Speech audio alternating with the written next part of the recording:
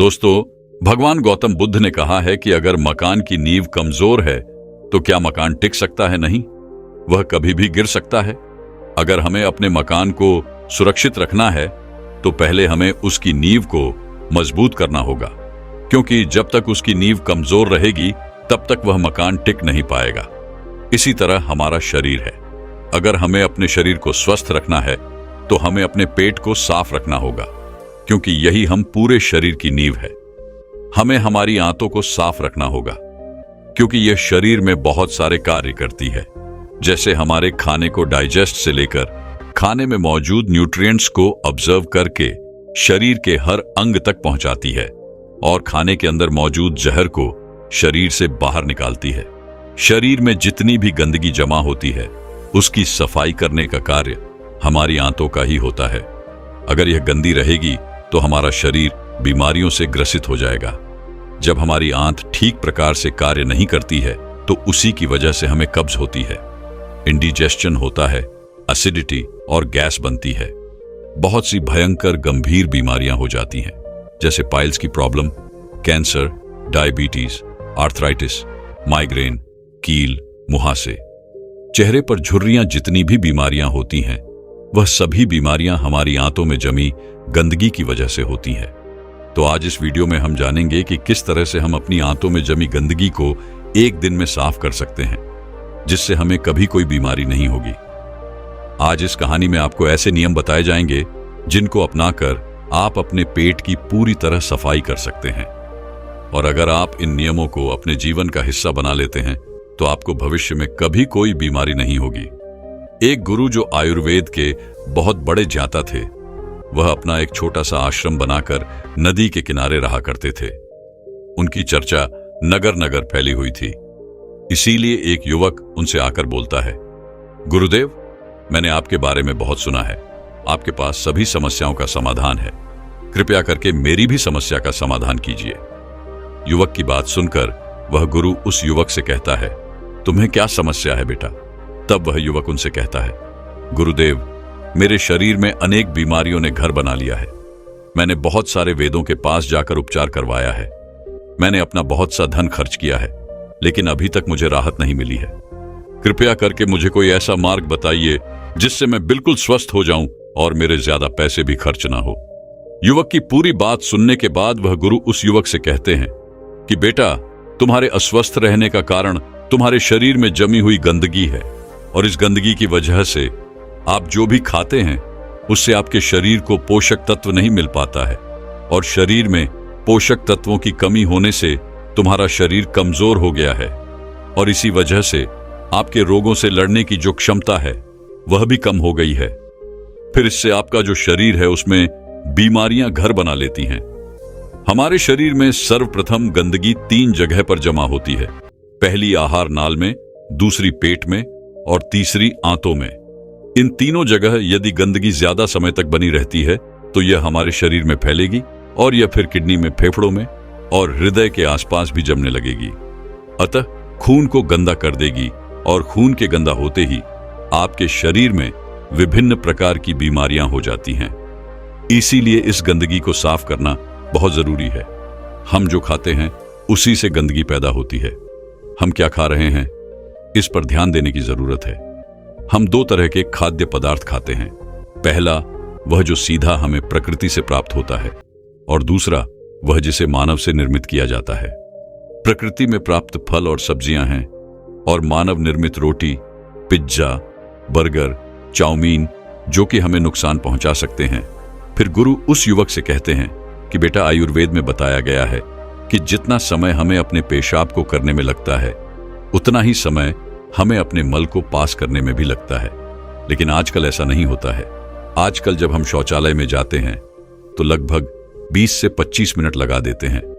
उसके बाद भी हमारा पेट जो है वह ठीक तरह से साफ नहीं हो पाता है।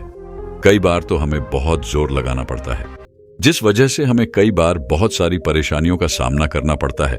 और इसका कारण है कि आपकी आंतों के अंदर बहुत ज्यादा गंदगी जमा हो चुकी है। आंतों के अंदर बहुत सारे टॉक्सिन जमा हो चुके हैं, और ये टॉक्सिन हमारे अंदर आंतों को ही कमजोर नहीं बना रहे हैं, बल्कि शरीर में और भी बहुत सारी बीमारियां पैदा कर रहे हैं। और इसी वजह से आपको कॉन्स्टिपेशन की शिकायत रहती है। आपका पेट अच्छी तरीके से साफ नहीं रह पाता है, तो इसके लिए आपको इस दिनचर्या को अपनाना होगा।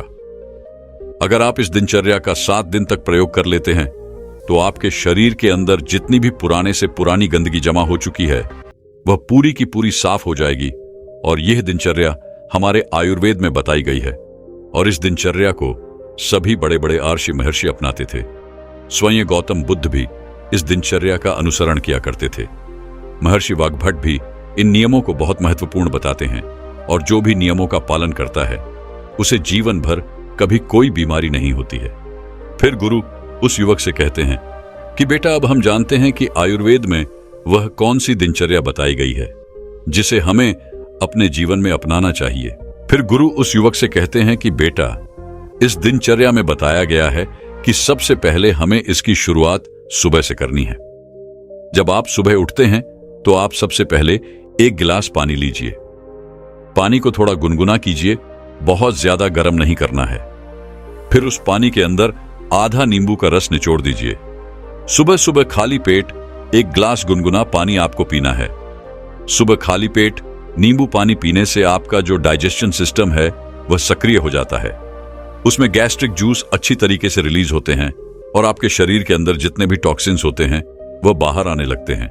इस वजह से आपकी पाचन क्रिया जो है वह सारे दिन बहुत बढ़िया रहती है। आपका शरीर हल्का हल्का महसूस होता है। जो भी आप खाते हैं वह आपको अच्छी तरीके से हजम हो जाता है। दरअसल नींबू में विटामिन सी होता है। यह मेटाबॉलिज्म को बढ़ाता है और शरीर में जमा गंदगी को मल के साथ बाहर निकालने में मदद करता है। इस नींबू पानी को पीने के बाद आपको आधे घंटे और कुछ भी खाना पीना नहीं है और इस आधे घंटे के दौरान आप घूम सकते हैं, योग कर सकते हैं या कोई एक्सरसाइज कर सकते हैं। आधा घंटे के बाद आपको एलोवेरा का जूस पीना है।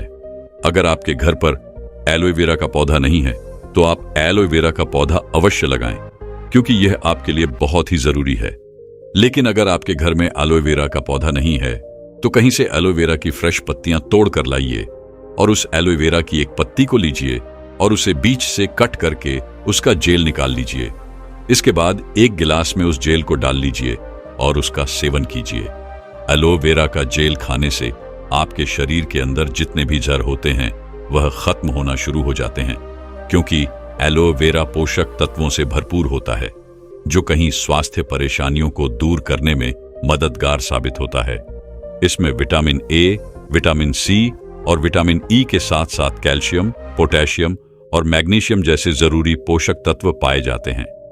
यह एंटीऑक्सीडेंट से भरपूर होता है जो फ्री रेडिकल से लड़ने में आपकी मदद करता है। दरअसल फ्री रेडिकल्स शरीर के सेल्स को नुकसान पहुंचाने का काम करते हैं।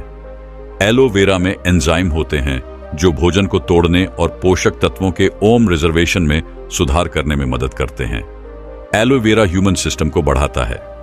एलोवेरा में जो कॉम्प्लेक्शन शुगर होता है, इनमें ह्यूमन सिस्टम को बूस्ट करने वाले गुण होते हैं जो व्हाइट ब्लड सेल्स के उत्पादन को बढ़ावा देने में मदद करते हैं, जो इन्फेक्शन और बीमारियों से लड़ने के लिए बहुत जरूरी है। एलोवेरा का जेल लेने के बाद आपको आधे घंटे तक कुछ भी खाना पना नहीं है और आप उस आधे घंटे में कुछ और कर सकते हैं। जैसे आप नहा सकते हैं, फ्रेश हो सकते हैं। नहा धोकर फ्रेश होने के बाद आपको कोई नाश्ता करना है। नाश्ते में आपको ताजा फल खाने हैं जो आपको सीधे मां प्रकृति से प्राप्त होते हैं। आपको एक बड़ी सी कटोरी लेनी है और उसके अंदर ताजा ताजा फल काट लेने हैं और एक कटोरी पूरी भरकर आपको फलों का सेवन करना है। एक कटोरी फल के साथ आपको एक कटोरी दलिया का भी इस्तेमाल करना है। सुबह सुबह जब हम ताजा फल खाते हैं तो इससे हमारे शरीर को बहुत ही अच्छा न्यूट्रिएंट्स मिलता है। विटामिन मिलते हैं, मिनरल्स मिलते हैं, बहुत सारे न्यूट्रिएंट्स मिलते हैं जो कि हमारे शरीर को ऊर्जा प्रदान करते हैं। और फलों के अंदर बहुत ही ज्यादा फाइबर होता है और उस फाइबर का बहुत ज्यादा फाइबर हमारे शरीर को होता है, जिससे हमारी आंतों को साफ करने में बहुत ज्यादा मदद मिलती है। लेकिन आपको एक बात का ध्यान रखना है, आपको नाश्ते में कभी भी चाय या कॉफी का सेवन नहीं करना है, क्योंकि बहुत सारे ऐसे लोग हैं जो अक्सर नाश्ते में सुबह चाय या कॉफी ना लें तो उनको सर दर्द होने नहीं लगता है चाय पिए बिना, तो वह फ्रेश भी नहीं हो पाते हैं। बहुत सारे लोग ऐसे भी हैं जो सुबह बिस्तर में से उठने के बाद पानी भी नहीं पीते हैं और सीधा चाय पीते हैं। यह उनके स्वास्थ्य के लिए बहुत हानिकारक है। सभी चाय के आदी हो चुके हैं, लेकिन आपको चाय और कॉफी का सेवन नहीं करना है। अब आपको नाश्ते के बाद दोपहर का भोजन करना है। जब आप दोपहर का भोजन खाते हैं तो उसके आधे घंटे पहले आपको एक कटोरी भर के सब्जियों और फलों का इस्तेमाल करना है। एक कटोरी भरकर आपको फल और सब्जियां खा लेनी है और इसके बाद आपको अपने दोपहर का भोजन करना है। दोपहर के भोजन में आपको गेहूं की रोटी नहीं लेनी है, क्योंकि हमारे यहां पर सभी लोग गेहूं की रोटी ही खाते हैं। लेकिन आपको उसकी जगह मिक्स वाली रोटी लेनी है, यानी कि जिस आटे से आप रोटी बनाते हैं वह आटा केवल गेहूं का नहीं होना चाहिए। उस आटा में थोड़ा सा आटा आप चने का मिला दीजिए, थोड़ा सा आटा आप जौ का मिला दीजिए, थोड़ा सा आटा रागी का और थोड़ा सा आटा आप बाजरे का मिला दीजिए। इस तरह से इन सारे आटों को इकट्ठा करके रोटी बनाइए और इस रोटी का इस्तेमाल आप कीजिए। मिक्सर आटे की रोटी आपको बहुत ही ज्यादा फायदा करती है, क्योंकि ये रोटी आपके आंतों के अंदर जाकर चिपकती नहीं है, बल्कि यह आपकी आंतों को साफ करने का काम करती है। क्योंकि जितनी भी चीज हम आटे के अंदर मिलाते हैं वह हमारे शरीर को डिटॉक्स करती है, क्योंकि इनके अंदर कैलोरी कम होती है और फाइबर ज्यादा होता है। इसीलिए हमारे शरीर को फायदा भी ज्यादा होता है। और जो आप गेहूं की साधारण रोटी खाते हैं वह आपकी आंतों के अंदर जाकर चिपक जाती है और अच्छे से हजम नहीं होती है। इसीलिए आपको मिक्सर रोटी लेनी है और उसके साथ आपको कोई भी एक साधारण सब्जी लेनी है और एक कटोरी दाल लेनी है और थोड़े से चावल का भी आपको इस्तेमाल कर लेना है। ये आपके दोपहर का भोजन है और यह सारी चीजें आपको भर भर के न्यूट्रिएंट्स देती हैं। इससे आपको कोई नुकसान भी नहीं होता है। इसके बाद आपको शाम ढलने से पहले जो भी फल और जो भी सब्जियां आपको पसंद है और एक कटोरी भरकर काटकर उसको खा लेना है। फिर सूरज ढलने से पहले आपको भोजन कर लेना है। रात के खाने के अंदर आपको बहुत ज्यादा खाना नहीं खाना है, आपको बहुत ही हल्का खाना खाना है। जितना आप कम खाओगे उतना ही अच्छा आपके लिए रहेगा। अगर आप 4 रोटी खाते हैं तो आप 2 ही रोटी खाइए, और अगर आप 2 रोटी खाते हैं तो आप 1 ही रोटी खाइए, यानी आपको अपने भोजन को आधा कर देना है। जब आप रात को भोजन हल्का करेंगे और कम लेंगे और सूरज ढलने से पहले ही यानी 7 से 8 बजे अपना भोजन कर लेंगे तो आपके शरीर को बहुत सारा समय मिल जाएगा, आपके पेट को बहुत सारा समय मिल जाएगा, जिससे कि वह खुद को अच्छे से साफ कर सकें। आपकी आंतों को समय मिल जाएगा अपने आप को साफ करने का, और जो आपके शरीर के अंदर प्राण शक्ति है वह भी सक्रिय हो जाएगी और हीलिंग का काम करना शुरू कर देगी।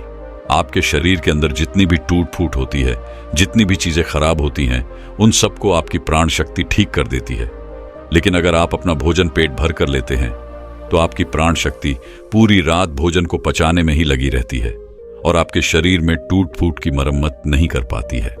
इसीलिए हमेशा इस बात का ध्यान रखो कि जब भी आप सोने जाएं तो आपका पेट पूरी तरह खाली होना चाहिए, ताकि आपकी प्राण शक्ति आपके शरीर की मरम्मत करने में लग जाए, न कि आपके खाने को पचाने में। इसके बाद आपको रात को सोते समय एक चीज और खानी है, क्योंकि ऐसे बहुत सारे लोग हैं जो ये कहते हैं कि अगर हम दिन ढलते ही यानी कि शाम को 6 से 7 बजे के बीच खाना खा लेंगे तो हमें सोते समय भूख लगने लगती है, क्योंकि हम रात्रि को 10 बजे तक जागते हैं। तो हमें रात को सोने से पहले आधा ग्लास दूध लेना है, उसमें 1 चम्मच या फिर 2 चम्मच ईसबगोल की भूसी डालनी है। फिर उसको दूध में अच्छी तरीके से मिला लेना है। अगर आपको मीठा दूध पसंद है तो आप उसमें थोड़ी सी मिश्री डाल लीजिए।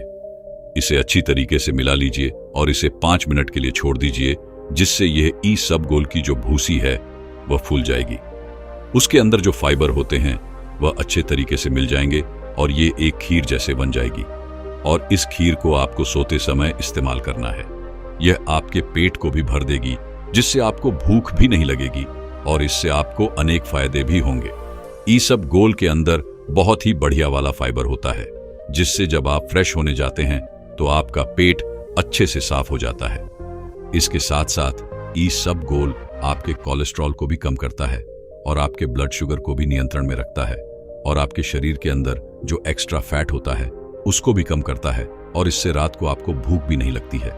ये सब गोल के अंदर कैलोरीन के बराबर होती है। इसलिए अगर रात को सोते समय आप इसका इस्तेमाल करते हैं तो इससे आपको कोई भी दिक्कत नहीं होती है, कोई नुकसान नहीं होता है। इसके बाद बुद्ध कहते हैं कि अगर आप यह नियम अपनाते हैं तो 7 से 10 दिन के अंदर अंदर आपके शरीर की सारी गंदगी जो है वह साफ हो जाती है और जितनी भी आपको अलग अलग तरह की बीमारियां होती है वह कभी नहीं होगी। आपको कभी भी पेट से संबंधित कोई भी रोग नहीं होगा। आपका पाचन तंत्र जो है वह मजबूत होगा। खाया पिया आपको हजम होगा। गैस और एसिडिटी की शिकायत आपको कभी नहीं होगी और आपको जो कब्ज है वह भी आपकी बिल्कुल खत्म हो जाएगी। दोस्तों, सुंदर, स्वस्थ और जवान रहना कौन नहीं चाहता। सब यही चाहते हैं कि वह सुंदर दिखाई दे, जवान दिखाई दे और कभी भी बीमार ना पड़े। लेकिन आजकल इतना तनाव, इतना डिप्रेशन जीवन में चल रहा है कि 25 वर्ष के युवा भी 50 वर्ष के नजर आते हैं। तो सोचो, जो 50 वर्ष के हैं उनका क्या हाल हो रहा होगा। दोस्तों, आज मैं आपको ऐसे 6 फलों के बारे में बताऊंगा जो आपको वृद्धावस्था में भी जवान बनाए रखेंगे और स्वस्थ रखेंगे। मां प्रकृति ने हमें ऐसी चीजें उपलब्ध करवाई हैं जिनका सेवन करने से हमें कोई परेशानी हो ही नहीं सकती, लेकिन अक्सर हम लोग उन चीजों का सेवन ही नहीं करते हैं। स्वस्थ रहने के लिए, जवान दिखाई देने के लिए दवाइयों का इस्तेमाल करते हैं, बाजार में मिलने वाले महंगे महंगे प्रोडक्ट्स का इस्तेमाल करते हैं। लेकिन मैं आपको बता दूं कि ये आपको जवान और स्वस्थ रखने की जगह आपके शरीर में कहीं बीमारियां उत्पन्न कर देंगे। इसीलिए अगर आपको जवान रहना है, आपको बीमारियों से दूर रहना है, तो इस वीडियो को अंत तक अवश्य देखना और अपने परिवारजनों के साथ इस जानकारी को साझा जरूर करना। तो आइए शुरू करते हैं। एक बार एक गुरु जो कि आयुर्वेद के बहुत बड़े ज्ञाता थे, वो एक मार्ग से अपनी कुटिया की तरफ जा रहे थे। तो रास्ते में एक गांव आता है। वो गुरु बहुत ही दूर से लंबी यात्रा कर रहे थे, तो उन्होंने सोचा कि थोड़ी देर यहां पर विश्राम किया जाए। उन गुरु के साथ उनके गुस्से से भी थे। जैसे ही वो गुरु एक वर्ग के नीचे विश्राम करने लगे तो उन्हें देखकर वहां पर कहीं लोगों की भीड़ जमा हो गई। सभी ने उन गुरु को प्रणाम किया और उनसे कहा कि आप तो बहुत ही बड़े आत्मज्ञानी हैं। हमने आपके बारे में चर्चाएं सुनी हैं। कृपया आप हमें थोड़ा सा ज्ञान प्रदान करें। उन सभी लोगों की बात सुनकर गुरु मुस्कुराए और बोले कि बताओ, आप लोगों को क्या समस्या है। तब उस सभा में से एक बुजुर्ग व्यक्ति उठा और बोला, महाराज, अभी मेरी उम्र 40 साल है, लेकिन मैं कोई भी कार्य नहीं कर पाता हूं। मुझे बहुत थकान होने लगती है। मेरे पैरों ने जवाब दे दिया है। मैं थोड़ी सी दूर भी पैदल नहीं चल पाता हूं। मेरे शरीर में बहुत सारी बीमारियों ने घर कर लिया है। करपहिया, मुझे मेरी इस समीक्षा का समाधान बताइए। मैं अपना इलाज बहुत जगहों पर करवा चुका हूं, लेकिन अभी तक मेरे स्वास्थ्य में कोई सुधार नहीं आया है। अभी मेरा जीवन बहुत लंबा है। अगर मैं ऐसी अवस्था में रहूंगा तो मैं तो बहुत ही जल्दी मृत्यु को प्राप्त हो जाऊंगा। इतने में ही एक 25 वर्ष का युवा खड़ा होता है, लेकिन दिखने में वो 50 वर्ष का नजर आ रहा था। उसने भी गुरु को प्रणाम किया और कहा कि महाराज, मैं अभी 25 वर्ष का ही हूं, लेकिन अपनी उम्र से अधिक दिखाई पड़ता हूं। मेरे चेहरे पर झुर्रियों पर गई है। मेरे शरीर में ऊर्जा बिल्कुल खत्म हो चुकी है। मैं थोड़ा सा काम करने पर बहुत ही ज्यादा थक जाता हूं। मुझे बहुत आलस आता है। किसी भी काम में मेरा मन नहीं लगता है और मैं हमेशा ही थकाता का महसूस करता हूं। करपैया, आप हमें कोई ऐसा आसान सा उपाय बताइए जिससे हमारे पैसे भी खर्च ना हो और हमारा स्वास्थ्य भी बिल्कुल ठीक हो जाए। सभा में मौजूद सभी लोगों की समस्याएं सुनकर गुरु मुस्कुराए और बोले, आप सभी की समस्याओं का समाधान मेरे पास है। इसमें आपके ज्यादा पैसे भी खर्च नहीं होंगे और ये चीजें आपको नुकसान भी नहीं करेगी। गुरु की बात सुनकर वहां पर मौजूद सभी लोग खुश हो जाते हैं और गुरु से पूछते हैं, तो कृपया आप हमें विस्तार से बताइए। फिर गुरु उन सभी लोगों से कहते हैं कि आज मैं आपको 6 ऐसे फलों के बारे में बताने वाला हूं जो एक इंसान को जरूर खाने चाहिए, खासकर जिनकी उम्र 50 के पार हो चुकी है, क्योंकि इन फलों का रोजाना सेवन करने से आपको स्वास्थ्य से संबंधित कोई भी परेशानी कभी नहीं होगी। आपको कभी कोई बीमारी नहीं होगी और आप हमेशा जवान, स्वस्थ और तंदुरुस्त रहेंगे। फिर गुरु उन सभी से कहते हैं कि यह फल आपके लिए इतने जरूरी कैसे हैं, उन्हें खाने से आपको लाभ कैसे होता है, इसके बारे में मैं आपको विस्तार से बताता हूं। साथ ही साथ मैं आपको यह भी बताऊंगा कि यह फल किन लोगों को नहीं खाने चाहिए और इन फलों को खाने का सबसे सही समय क्या है। फिर गुरु उस सभा को संबोधित करते हुए कहते हैं, ये फल आपकी सेहत के लिए बहुत ही अच्छे हैं। सबसे पहले बात करते हैं पपीता के बारे में। ये 50 की उम्र के लोगों के लिए जीवनदायिनी बूटी है। पपीता प्रकृति का अनमोल उपहार है। पपीता विटामिन्स, मिनरल्स, फाइबर से भरपूर होता है। इसमें विटामिन सी, विटामिन ए और कई ऐसे तत्व पाए जाते हैं। अब आप यह समझो कि 50 वर्ष की उम्र के बाद हमारे लिए यह सबसे ज्यादा महत्वपूर्ण कैसे हो जाता है। सबसे पहले तो यह पाचन तंत्र को मजबूत करता है, क्योंकि जैसे जैसे हमारी उम्र बढ़ती है वैसे वैसे हमारा पाचन तंत्र जो है वो कमजोर पड़ने लगता है। यहां पर पपीता के अंदर जो एंजाइम पाया जाता है जिसका नाम है पाइपिंग, यह एंजाइम पाचन तंत्र को मजबूत करता है, जिसे शरीर खाने में मौजूद न्यूट्रिएंट्स को आसानी से ऑब्जर्व कर लेता है। पपीता ग्रिड पदार्थ या भोजन को आसानी से पचाता है। इसके साथ ही पपीता में पाचक तत्वों का एकमात्र प्रकृति की स्रोत पेप्सिन तथा vitamin A, B, C, D के अलावा iron, phosphorus, antioxidant, potassium, protein, carbohydrate और केरोसिन भी अच्छी मात्रा में मिलता है। अतः बार बार सर्दी और खांसी से ग्रस्त व्यक्तियों के लिए पपीते का सेवन करना काफी लाभदायक होता है, क्योंकि इससे आपका ह्यूमन सिस्टम भी मजबूत होता है। आपको पता है कि जैसे जैसे हमारी उम्र बढ़ती है वैसे वैसे इम्यूनिटी प्राकृतिक रूप से कमजोर होने लगती है। पपीता में विटामिन सी बहुत ही ज्यादा होता है, जो कि हमारी इम्यूनिटी को तेजी से बढ़ाता है। विटामिन सी आपके शरीर को एलर्जी इन्फेक्शन से लड़ने में मदद करता है, जो कि खासकर वर्ग लोगों के लिए बहुत ही महत्वपूर्ण है। इसके साथ साथ बरदाई अवस्था में त्वचा में ड्राइनेस, झुर्रियां पड़ने लगती है। तो पपीता के अंदर पाए जाने वाले विटामिन ए और पाइपिंग परेशानियों से लड़ते हैं और त्वचा को प्राकृतिक रूप से सुंदर बनाने में मदद करते हैं। अगर आप चाहते हैं कि बढ़ती उम्र में भी आपको इस तरह की परेशानियों का सामना ना करना पड़े, तो पपीता आपको जरूर खाना चाहिए, क्योंकि ये आपको स्वस्थ रखेगा, जवान रखेगा और आपकी सुंदरता को निहारे रखेगा। फिर गुरु उन सभी से कहते हैं कि पपीता के फल में पाए जाने वाला एंटीऑक्सीडेंट लाइकोपियन कैंसर के खतरे को कम करता है, और जो कैंसर का इलाज करा रहे हैं उन लोगों के लिए ये बहुत ही फायदेमंद है। पपीते का सेवन जवान से लेकर बूढ़े तक सभी लोग कर सकते हैं। फिर गुरु आगे कहते हैं, आइए अब जानते हैं दूसरे फल अनार के बारे में। अनार बच्चों से लेकर बूढ़ों तक सभी लोगों के लिए फायदेमंद होता है। अनार को सभी लोग हंस सकते हैं और खासकर 50 की उम्र के बाद इसका सेवन लाभकारी इसलिए हो जाता है क्योंकि 50 की उम्र के बाद लोगों की स्मरण शक्ति जो होती है वो कमजोर होने लगती है। वो लोग किसी भी चीज को याद नहीं रख पाते हैं। कहीं लोग तो बुढ़ापे में लोगों के चेहरे भी नहीं पहचान पाते हैं। तो ऐसे में उन लोगों को अनार का सेवन जरूर करना चाहिए, क्योंकि अनार आपकी स्मरण शक्ति को बढ़ाता है। अनार में मौजूद एंटीऑक्सीडेंट मस्तिष्क की कार्य क्षमता को बढ़ाने में मदद करते हैं। यह याददाश्त को मजबूत करता है और अल्जाइमर जैसी बीमारियों से बचाव करता है। साथ ही यही एंटीऑक्सीडेंट जो अनार में होता है वो आपको दिल की बीमारियों से भी बचाता है। आजकल दिल से संबंधित बीमारियां बहुत ही ज्यादा बढ़ रही हैं और बहुत ही कम उम्र में लोगों को हार्ट अटैक आ रहा है।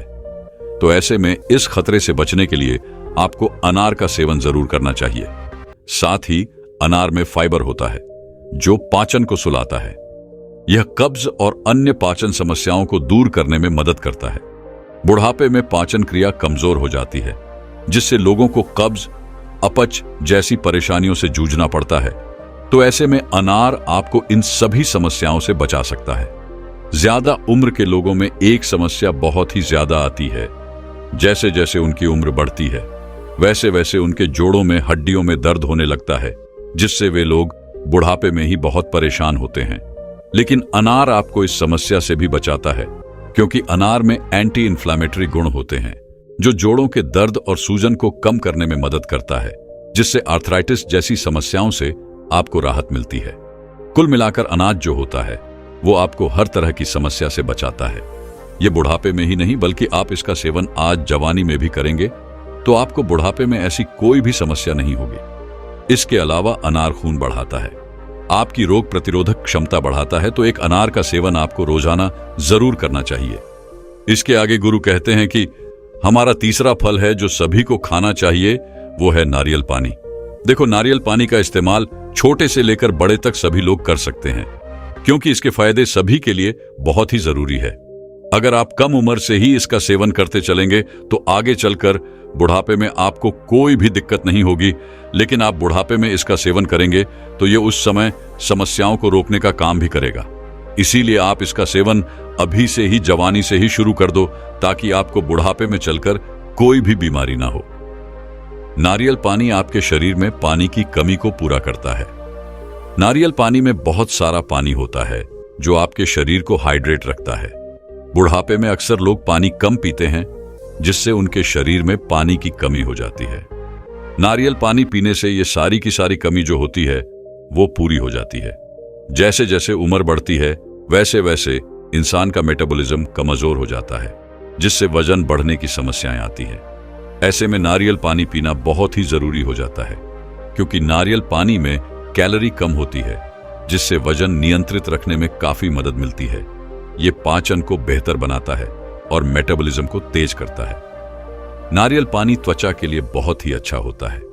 ये त्वचा को हाइड्रेट और चमकदार बनाता है।